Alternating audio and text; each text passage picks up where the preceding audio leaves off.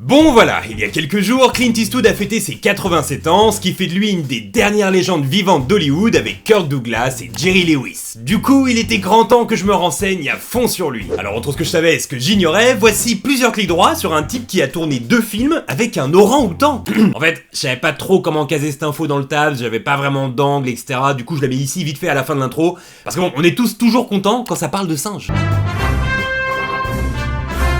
Alors, aujourd'hui, quand vous pensez à Clint Eastwood, vous pensez forcément à l'inspecteur Harry, le bon, la brute et le truand, ou encore Mystic River, pourtant tout ça aurait pu ne jamais exister. En 1951, il est réquisitionné par l'armée et est envoyé à Fort Ord en Californie afin d'y enseigner la natation. Bref, profitant d'une permission un week-end, il décide de prendre l'avion afin de se rendre à Seattle. Le problème, c'est que l'avion en question, un Douglas AD utilisé durant la Seconde Guerre mondiale, ne lui inspire pas du tout confiance. Clint le trouve en mauvais état et balance même au pilote « J'ai un très mauvais pressentiment ». Finalement, il décide d'embarquer et une demi-heure plus tard, au-dessus de l'océan Pacifique, l'avion commence à déconner. La radio ne fonctionne plus et le réservoir de carburant est percé. En quelques secondes, l'avion pique du nez et se crache dans les eaux glacées de Ponte Reyes, mais par miracle, Clint Eastwood est indemne. Durant 3 heures, il parcourut à la nage les 5 km qui le séparaient de la terre ferme, dans une eau réputée pour ses courants infernaux et son abondance de requins blancs. Voilà, cette info est tellement épique que je pourrais arrêter le tabs dès maintenant, mais je vais continuer, car le plaisir est total.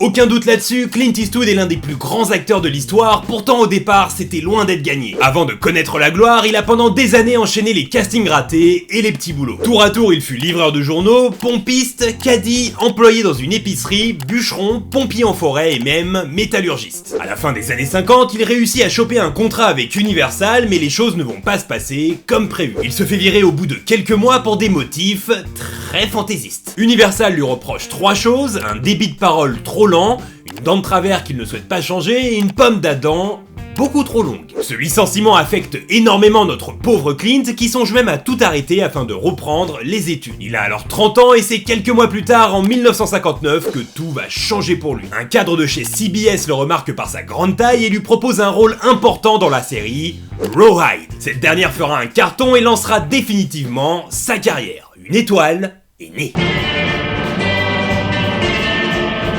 Le vrai changement de statut, il aura lieu 5 ans plus tard avec ce qu'on appelle la trilogie du dollar. Le film Pour une poignée de dollars, le premier de la série, devait avoir pour héros Henry Fonda, mais ce dernier demanda beaucoup trop d'argent. Du coup, le réalisateur, Sergio Leone, proposa le rôle à Charles Bronson, qui lui répondra sans pression « C'est le pire scénario que j'ai eu à lire dans ma vie, donc ce sera sans moi ». Sans solution, la prod décide donc de tout miser sur un jeune acteur montant aperçu dans la série Rawhide, bien évidemment j'ai nommé Clint Eastwood. Ce dernier ne demande que 15 000 $ et séduit très rapidement Sergio Leone qui voit en lui un acteur au potentiel fou. Cette trilogie sera un carton mondial et fera connaître au grand public un nouveau genre, le western spaghetti. Au passage, le fameux poncho de la trilogie n'a jamais été lavé une seule fois. Pour plus de réalisme, Clint Eastwood voulait puer et être sale comme un véritable cow-boy. Les tournages ayant eu lieu sous 40 degrés, je vous laisse imaginer le régal pour les narines.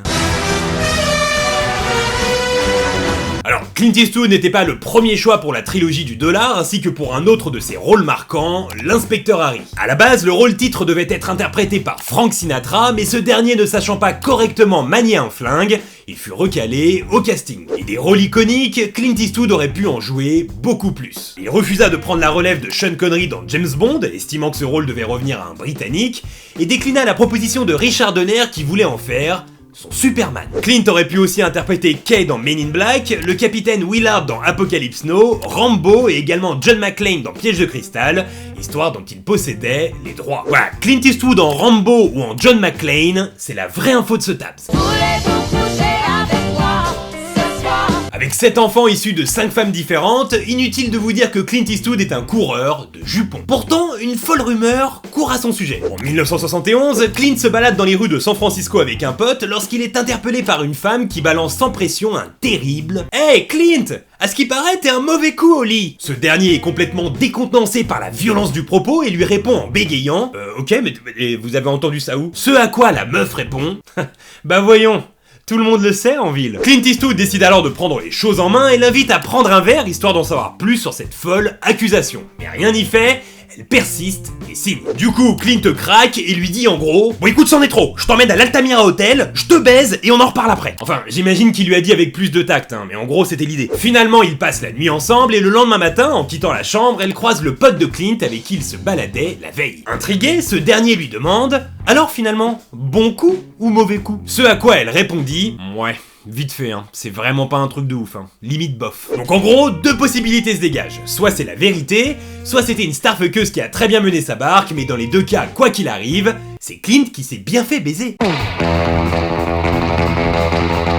Pour ceux qui ne la connaissent pas, Pauline Kael, décédée en 2001, fut la critique ciné la plus connue aux États-Unis. Adulée par Tarantino, elle avait un style très particulier, offensif et virulent, et présentait la particularité de détester tous les films de Stanley Kubrick, Meryl Streep, et aussi ceux de Clint Eastwood, donc. Et cela avait le don de l'irriter au plus haut point. Du coup, en 1976, après une énième mauvaise critique de son dernier film L'inspecteur ne renonce jamais, il décida de toutes les regrouper et de les envoyer au meilleur psychiatre de New York. Il lui demanda, à travers ses vingtaines de critiques, d'établir le profil psychologique de Pauline Kael et de démontrer si oui ou non elle avait un problème avec lui. Le résultat fut sans appel. Selon le psy, la critique aurait une forte attirance sexuelle envers Clint Eastwood, et sachant qu'elle ne pourrait jamais l'avoir dans son lit, déverserait toute sa haine en rejetant ses films par vengeance. Moralité, si les gens n'aiment pas ce que tu fais, ils sont bons à être envoyés chez le psy. Oh yeah, ça vous dirait un ice cream avec mon ami et moi. En plus d'être un formidable acteur et réalisateur, Clint Eastwood est également un très bon maire. En 1986, il est élu avec 72% des voix dans sa ville de cœur,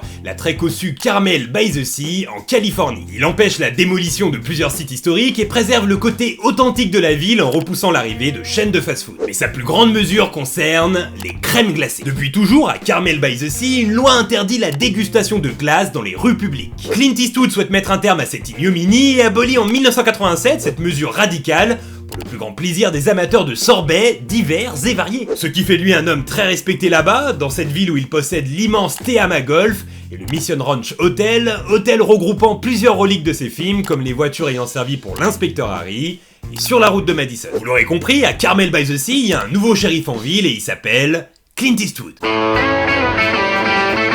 Alors, il y a quelques minutes, j'ai précisé que Clint Eastwood avait 7 enfants. Enfin, 7 enfants déclarés, car plusieurs spécialistes s'accordent à dire qu'il en aurait beaucoup plus, tant il avait l'habitude de coucher à droite à gauche. Bref, une nuit, en 1972, il entend un bruit dans la chambre de sa villa, assez distinct pour ouvrir les yeux. Devant lui, il aperçoit la silhouette prostrée d'un homme qui était en train de le fixer depuis des heures. Clint se saisit du premier objet qu'il trouve, mais l'intrus le supplie de ne pas le frapper, prétextant qu'il est son fils caché. Finalement, ce dernier sera envoyé en hôpital psychiatrique dès le lendemain. Mais Clint Eastwood ne possède pas que des stalkers, il a aussi des stalkeuses, mais plus cool cette fois. La plus connue étant Jennifer Aniston, qui n'a jamais eu l'occasion de le rencontrer. Cette dernière est complètement fan et a pris l'habitude de le filmer à son insu dès qu'elle le croisait, au feu rouge ou dans la rue. Et c'est sur cette info très sympathique que se clôt l'épisode d'aujourd'hui.